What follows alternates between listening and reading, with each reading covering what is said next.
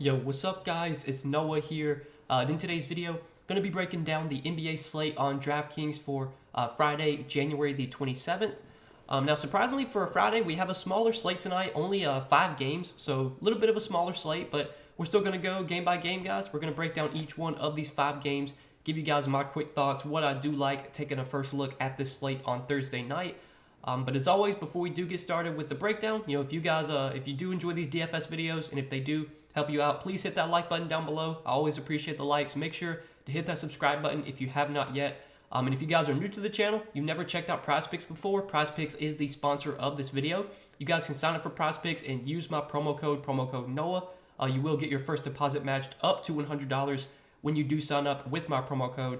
And for those of you that have never heard about PrizePicks or what they are, they're a DFS site kind of similar to DraftKings and FanDuel, except you're not building out a lineup, you're not competing against other players on PrizePicks. It's just you versus PrizePicks projections. So they have projections posted for players right now. As you can see, there's actually no NBA projections up yet at the time I'm making this video. But obviously, you check the board probably sometime on Friday, early Friday morning. There'll be some projections posted. But you can see they have some NFL stuff up for the for the playoff games this weekend, for Sunday, for the conference championships, and they have a free square available as well.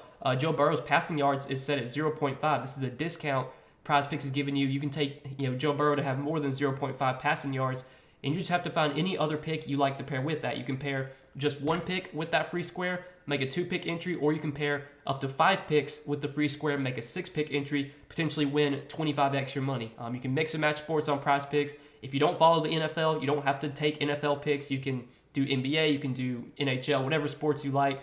Again, on PrizePicks, you can mix and match sports. So if you're not signed up for PrizePicks yet, get signed up over there. Use that promo code Noah, and when you do sign up, you will get your first deposit matched up to $100.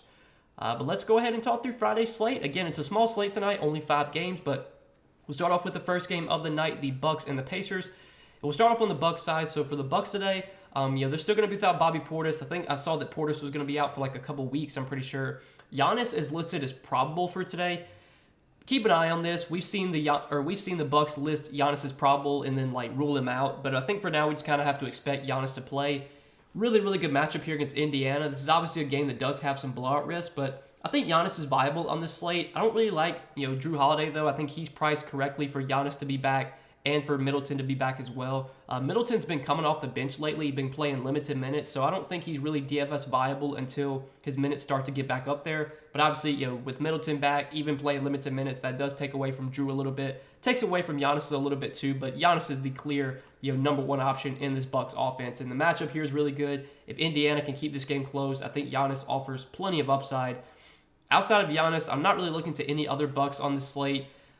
It's a good matchup for Brook Lopez. We've seen centers give up, we've seen centers do really well against Indiana. They've given up big games to centers, but I think Brook Lopez is priced about right. Grayson Allen's had some good games lately, but I really don't want to chase that. So that's pretty much it for the Bucks, I think. I know Pat Connaughton had a good game lately, but he's not a guy that I really ever get excited to play. If you want to go there for value, I don't hate it. Hopefully there will be better value available, but I don't mind Connaughton as a value play.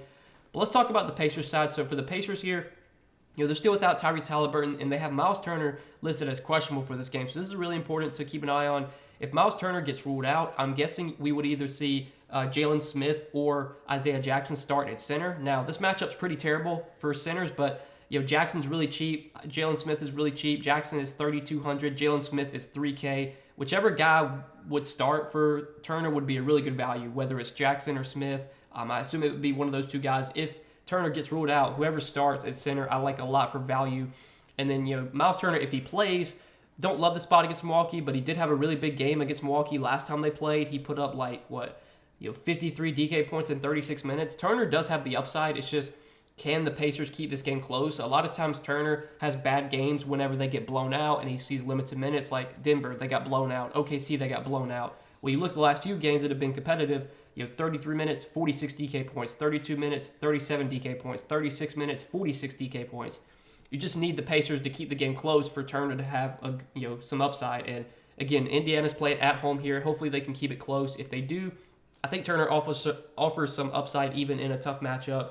TJ McConnell continues to play really, really well. He's been starting lately, been playing huge minutes, 39, 41, 33 minutes the last 3 games he has started. been very productive as well, 55, 45, and 30 DraftKings points.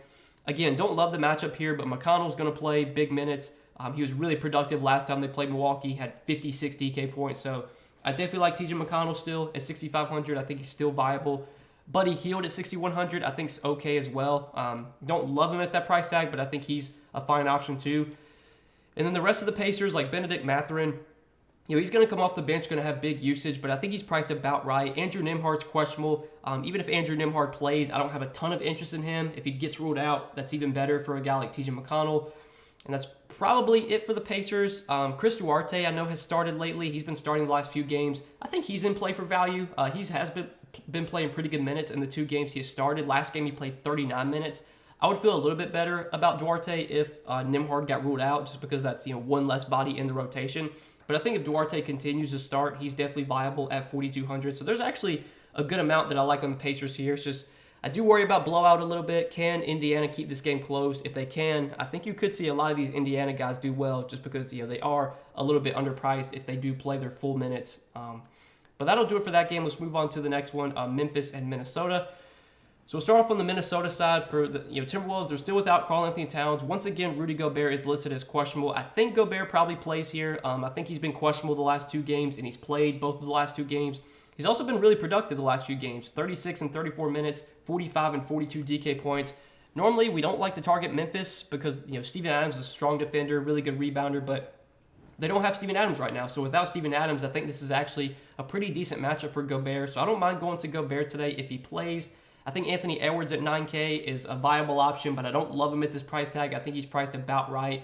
But this should be a pretty fast-paced, high-scoring game. So this is definitely one of those spots where I think Edwards does offer some upside, just because the game environment is so good. And then D'Angelo Russell's been playing much, much better lately. His production's been a lot more consistent. He's 6,700. He continues to play big minutes, and he's kind of like the number 2 option on offense right now. So I don't even mind Russell at 6,700. I think Russell, Edwards, Gobert all look pretty solid here. Now, the rest of Minnesota, like Kyle Anderson at 5,500, I'm not as interested in. I think he's priced about right. We saw him have a lot of good games when Gobert was out. Since Gobert has returned, I think that does diminish Anderson's ceiling a little bit, but he's still been relatively productive on a permanent basis, and he continues to play pretty good minutes. He's viable, but not my favorite play. Jaden McDaniels is viable, but I don't love him either at 4,500. Pretty much it for Minnesota. Just want to mention that if Gobert does not play, if he gets ruled out, Naz Reid at 4,300 is going to be a really good value if Gobert winds up sitting. I think for now we just kind of have to expect Gobert to play, but if Gobert doesn't play, really like Naz Reid at 4,300. Now, on the Memphis side, talking about the Grizzlies here, John Morant's coming in at 10K. I think on this slate, John Morant is definitely in play as a pay-up option. The matchup against Minnesota is not great. He's probably going to be guarded by Jaden McDaniels, who is a strong defender. But I think even besides that, this is one of those game environments that Josh should do really well in, just because the pace of this game sets up really well for his skill set. We see Ja tend to do really well in fast-paced, high-scoring games. He did really well against Golden State in their most recent game. Ja's also been playing big minutes lately. The Grizzlies are on a little losing streak right now, so they want to win this game. They don't want to continue to lose. I think this will be their 4th game in a row, or maybe 5th game in a row that they've lost if they lose this game. So I think Ja's going to play big minutes here. Again, the one-on-one matchup with McDaniels I don't love, but the pace of this game, the expected points in this one, still make Ja an intriguing option. And I do want to mention that Desmond Bane is questionable. I forgot to mention that. So if Desmond Bane does get ruled out, that obviously makes Ja even more appealing. I would actually have a lot more interest in Ja if Bane got ruled out. And if Bane does get ruled out, that also benefits Dylan Brooks, who's really cheap. Now, Dylan Brooks, God, he's not the most fun player to play in DFS. He hasn't really shown a ton of much of a ceiling this year. He's a pretty inefficient shooter, but he is gonna see more usage if Bane were to get ruled out, and he is really cheap. So I think Dylan Brooks would be a really good value at 4,600 if Desmond Bane got ruled out. I think John Conchar maybe could get some minutes as well. Conchar's out right now. I totally forgot about that. I don't know who would start in place of Bane then. If Conchar's out, it probably would be. God, I don't even know. It probably would be maybe like a David Roddy. They would start in place of Bane. If Bane got ruled out, maybe. I doubt they go with Tyus Jones. I don't think they would do that. So it probably would be maybe Roddy. Maybe they slide Aldama into the starting lineup and just kind of shift everyone up. Maybe. Nah, they probably wouldn't do that. They probably wouldn't play Triple J at the 3. So I really don't know who they would start in place of maybe Zaire Williams. He probably would be the guy they would start because they could move Brooks up to the 2 and then put Williams in at the 3. So that's probably the most likely guy that would start. So if Desmond Bane does get ruled out and like Zaire Williams were to start, Zaire Williams is really cheap. He's not the best permanent producer, but right now there's not a ton of value on the slate. So I think Zaire Williams would become a viable, cheap option if he winds up starting. But then the rest of Memphis, looking at some other guys, Triple J coming in at 6,600. We know the deal with Triple J. He just, he's got to avoid foul trouble. But as long as he can avoid foul trouble and he gets his full minutes, he offers a lot of upside. He's a really good permanent producer. He's a great shot blocker. I think this matchup against Minnesota is definitely fine. I think this is a spot that Triple J can definitely have success. He's just, again, got to avoid foul trouble. Hopefully he can do so. And if he does, I think there's plenty of upside for him at 6,600. And then the guy that I really like for value and made him the thumbnail for today, we did see Brandon Clark start at center last game over Xavier Tillman. Now, I don't know if that was matchup based or if that's going to be something that continues. I think for now we have to expect that's going to be something that continues. So if Brandon Clark continues to start at center, he's going to be a really good value play. He played 32 minutes last game, probably would play similar minutes once again if he's starting. And Brandon Clark is a pretty good permanent producer. He's a guy that averages around a fantasy point per minute. He's definitely too cheap at 4,900 if he's going to start and play 30-plus minutes. Obviously, on DraftKings, with him having power forward and center eligibility, makes him easier to roster. He's definitely going to project out as a top value here. If they don't start Brandon Clark and they go with Xavier Tillman, you could look to Tillman for value. He's only 3,600. He didn't play much last game, but obviously if he were to start here, we could expect him to play a lot more than the 13 minutes he played last game. My guess is that if Clark is starting, you see Clark play about 30 minutes and Tillman probably play like 16 to 18. If Tillman starts, I think it could be like a 24-24 split. So Tillman, though, is really cheap, and he would be in play for value if he does start. But I think for now we have to expect Clark to start again since he started last game. But that'll do it for that one. Actually, a lot of plays I like in this Memphis-Minnesota game. It's definitely, I would say it's probably the most appealing game to target overall, just in terms of pace and expected points.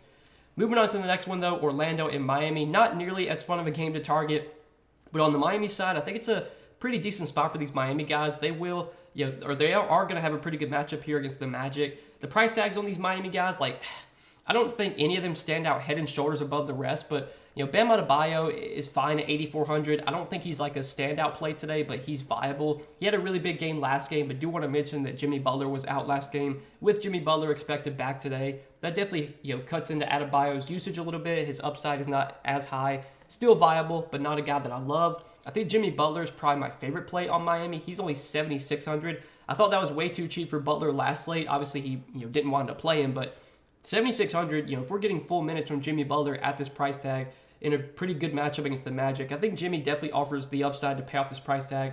I normally don't like targeting these Heat guys when they're all healthy, just because it's kind of tough to predict which one of the big four, which one of Bam, Butler, Hero is going to have the good game. Lowry, I guess. But I think given the price tags, Butler is my favorite.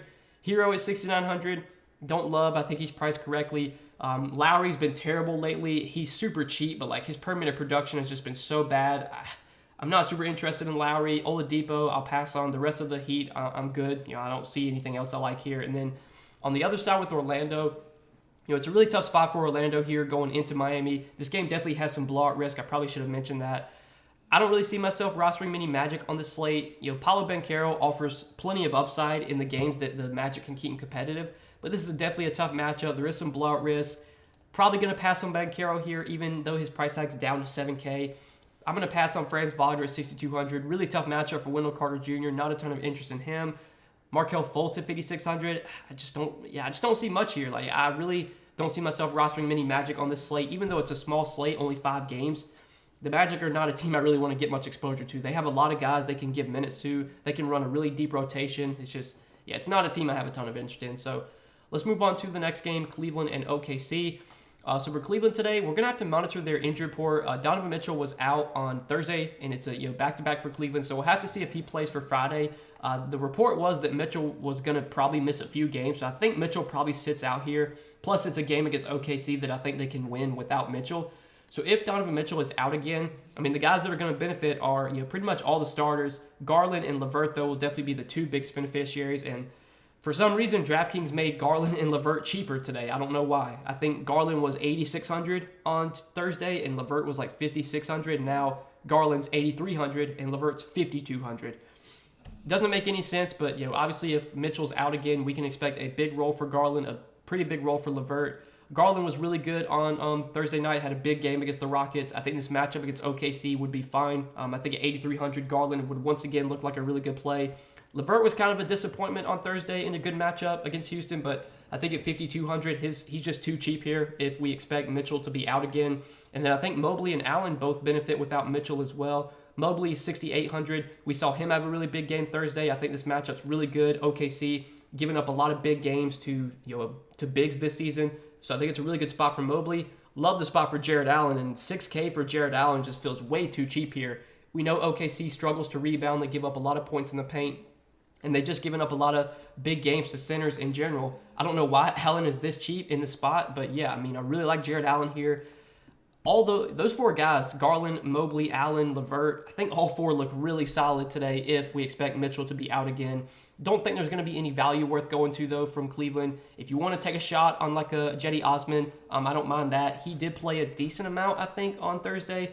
Worth noting, they were without Kevin Love Thursday. We'll have to see if Kevin Love plays today. But Osman did play, let's see. He did play 23 minutes. Wasn't super productive, but I think his minutes would be pretty secure if Mitchell and Love are out again. He's a guy you could definitely take a shot on at 3,200. But that's probably it for Cleveland. Now, talking about the OKC side, I don't really like much on OKC here. It's a tough matchup against Cleveland. I think SGA at 9,900 feels priced about right for this matchup. I think on this slate, I would probably rather go to like John Morant, probably rather go to Anthony Edwards, get up to Giannis if I could. We also have Steph and Siakam on this slate, so not a big fan of SGA here, not a big fan of Giddey either. I really don't like much on OKC. OKC is kind of similar to Orlando for me, where I don't see myself rostering many OKC guys. They are going to be without Lou Dort, so like without Lou Dort, maybe we see more minutes for like Aaron Wiggins, who's really cheap. If you want to play Aaron Wiggins for value, I don't hate it, assuming he starts. He is 3,100. He's a pretty bad per-minute producer, but if he starts, I think he would play like at least mid-20s minutes, and he's almost minimum salary. So we'll have to keep an eye on who starts for Lou Dort. Whoever does start could maybe be worth considering for value. But again, on this slate, even though it's only 5 games, I really don't see myself rostering many OKC guys here. So let's go ahead and talk about the last game of the night, the late night hammer, the Raptors and the Warriors. So we'll start off on the Warriors side. You got Steph Curry coming in at 10,400. Not the best spot here for Steph Curry. We've seen Toronto do a pretty good job limiting point guards this season. They're a team that traps a lot, so I think this is not like a spot that Steph is going to really thrive in. But I mean, Steph has massive upside and he can put up a huge game any night. I think on this slate though, I would rather target some of the other pay up options that we've talked about. Don't love Steph here. He's always viable, but not a guy that I'm going to prioritize. Jordan Poole and Klay Thompson, I think both feel priced about right. Worth noting that Andrew Wiggins was out last game, and Wiggins is listed as questionable for today. So if Wiggins does get ruled out again, that's a little boost for Curry, boost for Klay and Poole as well. But again, I think all these guys are priced about right. Draymond, actually probably my favorite play on Golden State. We've seen Draymond's per-minute production be really good the last few games, and I think it's because they've been starting him at center. You look at his rebounding numbers, he's got double-digit rebounds in 3 straight games. His per-minute production's been great. He's got good assist numbers as well, and it's when you look at their starting lineup, it's Draymond out there with a bunch of shooters. So when Draymond's playing with Curry and Poole and Klay, it's very easy for him to rack up assists because he can kick the ball out to those guys who are very good at making their shots. So I think Draymond at 6,200 looks really good here. I do like him quite a bit on this slate. And then it is worth noting that last game that Wiggins was out, we did see them start Jonathan Kuminga. Now, Kuminga didn't have a great game, but he did play 24 minutes, had 22 DK points. He is really cheap, once again, at 4K. If Wiggins is out and Kuminga starts, I think Kuminga would be viable at 4K. I think Donte DiVincenzo would be viable as well. We saw him play a good amount off the bench. Wasn't very productive, but he did play 34 minutes, even coming off the bench, and had 17 DK points. I would have some interest in DiVincenzo if Wiggins remains out. So those are 2 guys you could definitely target for value. Probably going to pass on the rest of the Warriors, though. And then on the other side with Toronto, so we kind of know the deal with Toronto. They're a team that, they're going to really play their starters big minutes. Siakam, Van Vliet, Scotty Barnes, Gary Trent, OG. Those 5 guys are going to play 35-plus minutes most likely. Siakam at 9,500, I think it's fine here. Matchup against Golden State, I don't love. He's probably going to see a lot of Draymond, who's, a strong defender. Golden State does a pretty good job clogging up the paint. So I don't think this matchup's great for Siakam, but Siakam's a guy that can put up a huge game any night as a pay-up option, a contrarian pay-up option. I don't mind going there. Van Vliet at 8K, I think Probably my favorite of all the Raptors. I think this matchup sets up the best for him. I think this, the pace of this game should be really good. Van Vliet's going to play massive minutes, and he's only 8K, which I think is a reasonable price tag for Van Vliet. So I do like Van Vliet at 8K. Scotty Barnes, I'm a big fan of. His price tag, though, is 7,700. I think is about right. At this price tag, I'm not in love with Scotty Barnes here. I'd rather go to Van Vliet for a similar price tag. Gary Trent is 6,300. Feels priced about right. OG price tag is really, really cheap, 5,900, but his permanent production has just been so bad lately. He's been playing good minutes. He just hasn't really been very productive. You would think in this matchup, they're going to want him for defensive purposes against Steph and against Clay and against Poole and maybe Wiggins if he plays. So I think OG plays a lot of minutes. He just hasn't really shown a ton of upside. The price tag is pretty cheap, though, at 5,900. So I would say my second favorite Raptor behind Van Vliet is probably OG at 5,900. The rest of the bench guys, though, I'll probably pass on. This Toronto team, they just play their starters so many minutes that it's really hard for these bench guys to put up a huge game unless someone gets in foul trouble or it turns into a blowout. I'm going to pass on Achua and Boucher and the rest of these Toronto guys. So that'll do it, guys, for Friday's 5-game slate. A little bit of a smaller slate for a Friday, but I still wanted to give you guys a quick game-by-game breakdown of this 5-gamer. Hope you guys enjoyed this video. Again, as always, I appreciate you watching. Make sure you hit that like button down below. If you guys enjoyed, hit that subscribe button if you have not yet. And if you guys are new to the channel and you've never checked out PrizePicks before, again, go sign up for PrizePicks. Use my promo code Noah. You will get your first deposit matched up to $100 when you do sign up with my promo code. PrizePicks, they're a player prop site where, really simple. You just take more or less on a player's projection. They have a free square available right now already for NFL for Sunday's conference championship games. So definitely take advantage of that Joe Burrow free square. They did just post up some NBA props. We got a few Bucks props up, so you can take a look at those props as well for NBA. Obviously, there will be even more props available as we get closer to the start of the games on Friday. If you want to pair some NBA plays with that Burrow free square, you can do so. But again, if you're not playing on PrizePicks yet, use that promo code Noah when you sign up, and you will get your first deposit matched up to $100. But good luck tonight, guys. Thanks as always for watching the videos and supporting the content. Appreciate you guys a ton. Hope you guys all have a good weekend, and we'll see you guys in the next video. Peace.